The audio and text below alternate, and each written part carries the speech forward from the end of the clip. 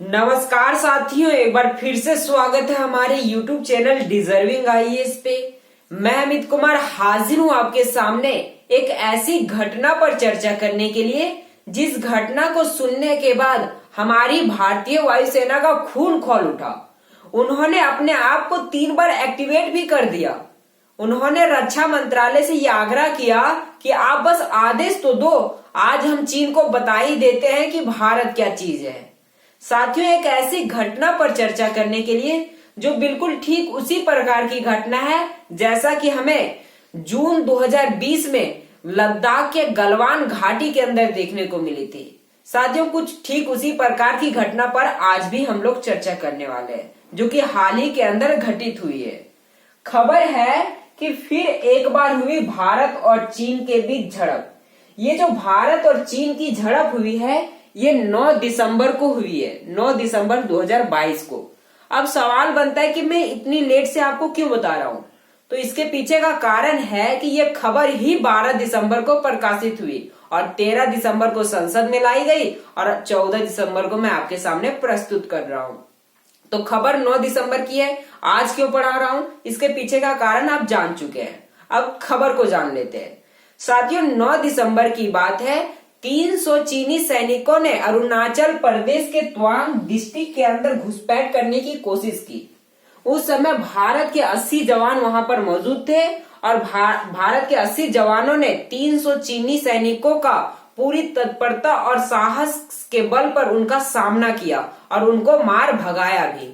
साथियों, ये भारत के लिए गर्व की बात है कि हमारी एकक सेना उनके कितने सेना के बराबर होती है, यह आप यहां से सोच सकते हैं।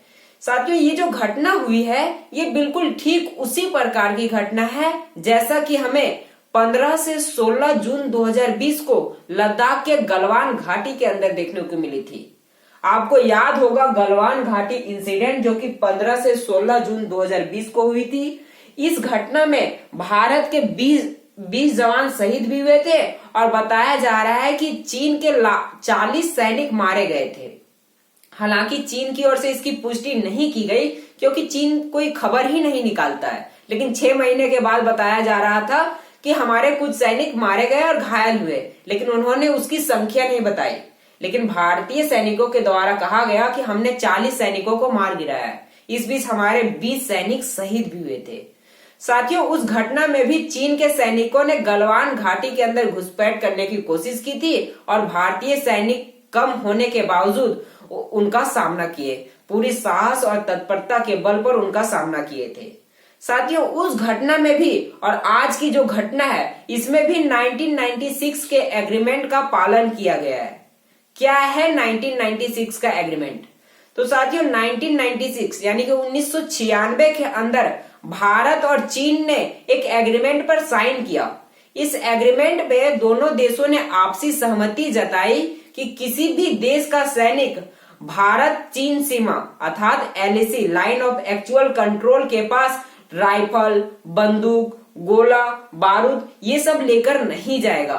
और जब गलवान घाटी इंसिडेंट हुई थी उस समय भी राइफल वगैरह लेकर नहीं जाया गया, ना ही भारतीय सैनिक गए थे और ना ही चीनी सैनिक। लेकिन गलवान घाटी के इंसिडेंट में चीनी सैनिकों ने एक अगली चाल चल दी थी। उन्होंने ऊपर की सोची थी। क्या? उन्होंने सोचा कि हमने जो 1996 का एग्रीमेंट किया है उसमें ये लिखा है कि हम राइफल, गोला बारूद लेकर नहीं जाएंगे, लेकिन डंडे तो लेकर जाएंगे। तो उन्होंने क्या किया, उन्होंने कटीली तारों से बंधे हुए रॉड लेकर भारत के अंदर घुसपैठ करने की कोशिश की। उस समय भारत के सैनिक भी वहां कम मौजूद थे, फिर भी भारतीय सैनिकों ने पूरी तत्परता के दम पर और साहस के दम पर उनका सामना किया।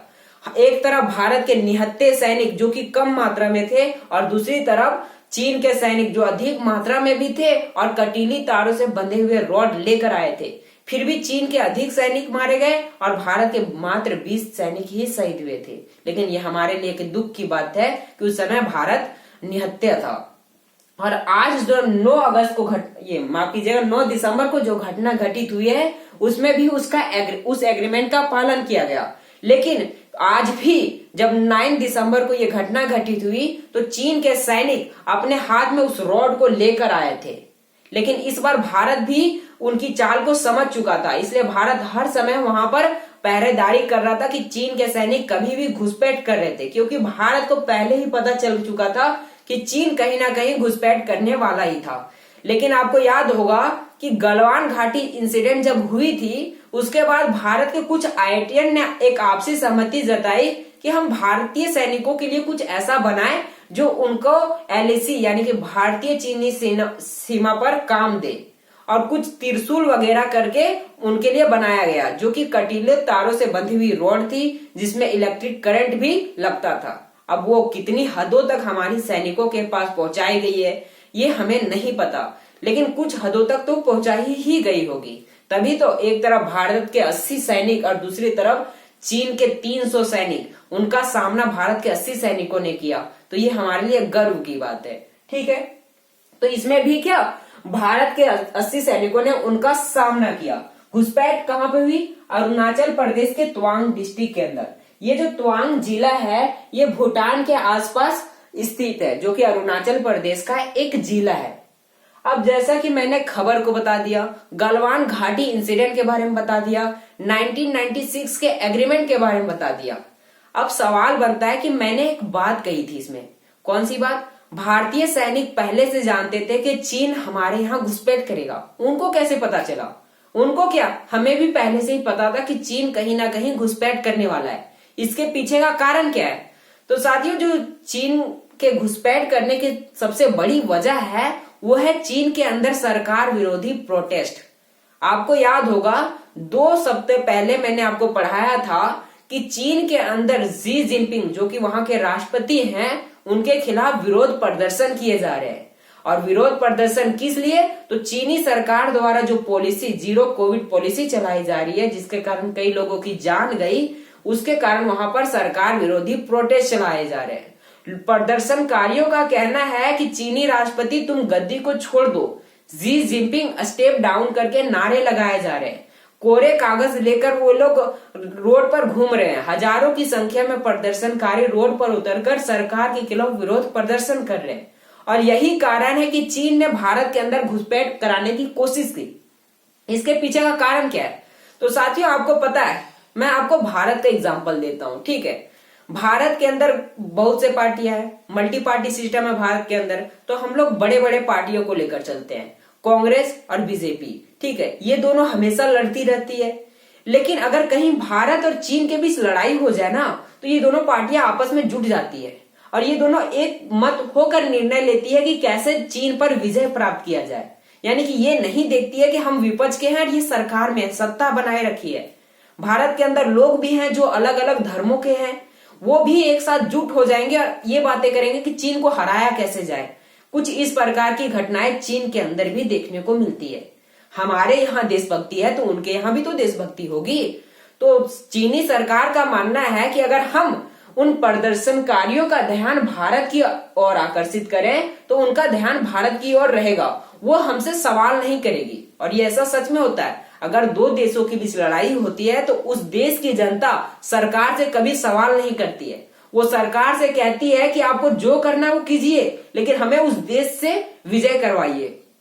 तो चीनी राष्ट्रपति भी वही करना चाहता है, उन प्रदर्शनकारियों का ध्यान भारत की ओर आकर्षित करवाना चाहता है, जिससे वो प्रदर्शन रुक जाए। जैसा कि 1962 में हुआ था, भारत चीन के बीच जो लड़ाई हुई थी उसमें भी चीनी राष्ट्रपति के खिलाफ विरोध प्रदर्शन हो रहे थे और उन्होंने उसका ध्यान भटकाने के लिए अक्साई चीन पर हमला करवा दिया। आपको उसके बारे में कभी और डिटेल से मैं बता दूंगा और इसके बारे में शायद मैंने बात भी की है, मेरे कई वीडियो यूट्यूब चैनल पे पड़े भी होंगे, ठीक है। तो 1962 में भी वो घटना प्रदर्शनकारियों की वजह से हुई थी और आज भी जो भारत के अंदर घुसपैठ कराने की कोशिश की गई वो इसी की वजह है। पहला कारण ये है। दूसरा कारण क्या है? दूसरा कारण ये है कि भारत ने हाल ही में अरुणाचल प्रदेश के लिए एक प्रोजेक्ट लॉन्च किया। प्रोजेक्ट जो कि भारत चीनी सीमा पर एक रोड कंस्ट्रक्शन का काम करने वाली थी, यानी कि वहां पे इंडस्ट्रियलाइजेशन का विकास करने वाली थी। इसके लिए भारत सरकार ने 44,000 करोड़ का आवंटन भी किया। भारत सरकार ने कहा कि हम अरुणाचल प्रदेश के जो बॉर्डर वाले इलाके हैं वहां पर क्या सड़कें बनाएंगे, जिस प्रकार चीन ने बनाया है। आप चीन को देखोगे तो बॉर्डर के उस पार चीन ने अपने यहाँ पूरी तरह से कंस्ट्रक्शन खोल के रखी है, अलग अलग तरह की चीजें बना रखी है और सड़कें बनाकर रखी है।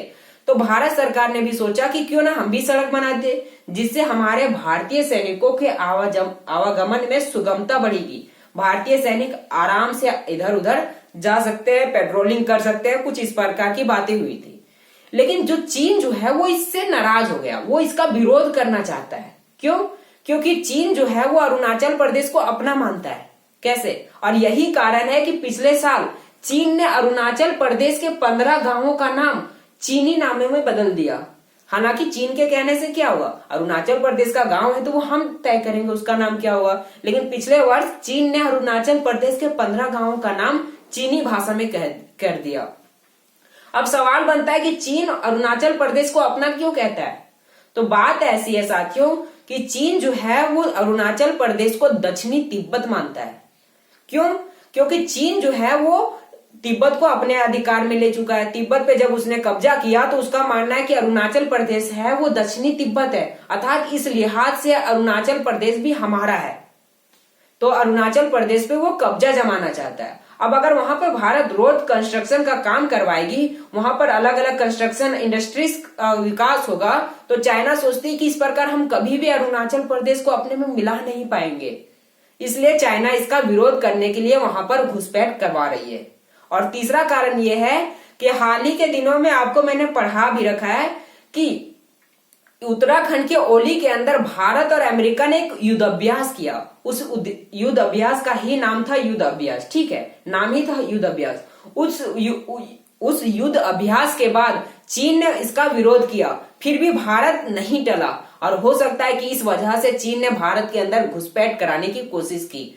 जो बड़ी वजह थी वो चीन के अंदर प्रोटेस्ट, दूसरी वजह जो मैंने आपको बता दिया कि अरुणाचल प्रदेश के अंदर 44,000 करोड़ का एक आवंटित किया गया मनी, जिसके तहत वहां पर रोड कंस्ट्रक्शन का काम कराया जाएगा। इसका कॉन्ट्रैक्ट BRO को दिया गया है, यानी कि बॉर्डर रोड ऑर्गेनाइजेशन को दिया गया है कि आप यहाँ पर रोड का विकास कीजिए। कुछ इस प्रकार की घटनाएं देखने को मिली है, ठीक है। और तीसरा जो कारण मैंने बता दिया कि उत्तराखंड के ओली के अंदर भारत और अमेरिका के द्वारा चलाया जा रहा क्या युद्ध अभ्यास, ये बड़ी वजह है। मैं चीन के बारे में एक बात बताता हूँ। चीन जो है वो चीन की जो मैं ऐसे समझाता हूँ, चीन जो है वो दुनिया की तीसरी सबसे बड़ी क्षेत्रफल की दृष्टि से देश है, यानी कि रूस और कनाडा के बाद चीन तीसरा बड़ा देश है। और फिर भी वो दूसरों की जमीनों को हथियाना चाहता है। चीन की 42% एरिया यानी कि क्षेत्रफल जो है वो किसी से कब्जाया गया है। कहीं आप देख सकते हैं कि ये जो जिनजियांग प्रांत है वो उज्बेकिस्तान के साइड से, यानी कि रसिया के साइड से, मंगोलिया का प्रांत ले चुका है, तिब्बत को ले चुका है, अरुणाचल प्रदेश की ओर ध्यान दे रहा है, इधर ताइवान की ओर ध्यान दे रहा है। तो इस प्रकार की घटनाएं देखने को मिली है। और चीन का 42% जो क्षेत्रफल है वो किसी से कब्जा कर ही लिया गया है। चीन के बारे में एक और बात बताना चाहता हूं कि चीन की जो सीमा है वो 14 देशों से मिलती है, लेकिन उसका विवाद 23 देशों से है। तो आप समझ सकते हैं कि चीन जो है वो जमीन का कितना लालची है, ये आप इस बात से समझ सकते हैं, ठीक है। तो जो घटनाएं थी, जो खबर थी, वो मैंने आपके सामने प्रस्तुत कर दिया। तो जो नेक्स्ट अपडेट आती है तो मैं आपके सामने जरूर अपडेट कर दूंगा। फिलहाल के लिए इतना ही, मिलते हैं नेक्स्ट वीडियो में।